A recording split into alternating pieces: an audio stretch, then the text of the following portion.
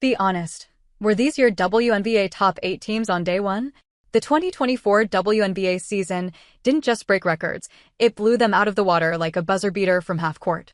We're talking over 54 million unique viewers across networks like ABC, CBS, ESPN, ION, and even NBA TV. Yup, turns out the W was the hottest binge watch of the summer. And to top it off, let's not forget the record-breaking 154 games that sold out last year, which marked a 242% jump from last season. Even Stephen A. Smith went on record saying he couldn't get those courtside tickets. That's how real the demand was. Naturally, expectations for the W this season shot through the roof. Fans had all kinds of questions. Could the Liberty go back-to-back? Can Caitlin Clark lead the Fever to glory? Will the Lynx settle old scores? The hype felt like Avengers Endgame all over again, except this time, the battle was on the hardwood, and the heroes were very real. With the All-Star break now in the rearview mirror, we're officially into the second half of the season. With the standings shaping up quite nicely and giving us a fair idea of how things will look come September, let's take a look at how the teams have measured up to their preseason expectations. Nobody saw the Lynx making that kind of run last year. Finishing with a 30-10 record and locking in the number 2 seed? That came out of nowhere. But it was also the season Napheesa Collier put the league on notice. Collier cemented her spot as one of the top players in the W, took home Defensive Player of the Year honors, and led Minnesota all the way to the WNBA Finals. That's as far as they would come, though, as the Liberty secured a hard-fought title in 5 games.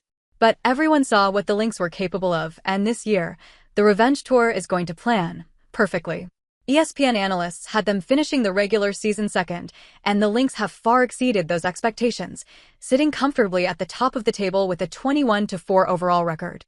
They're the favorites to clinch the number 1 seed this year, and frankly, who'll bet against them? There's a lot to love about the Lynx right now.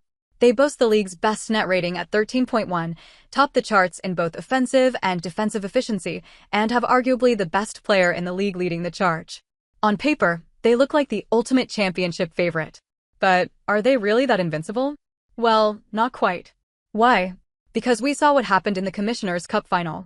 An Indiana Fever team without Caitlin Clark managed to soundly beat the Lynx 74-59. This game raised one big question that has surrounded Cheryl Reeves' side since last season. How will the team fare when Fee doesn't show up?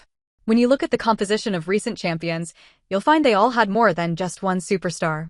Whether it's the big 3 of the Liberty or the big 3 of the Aces, they always had players who could step up when others were struggling. For the Lynx, it's different.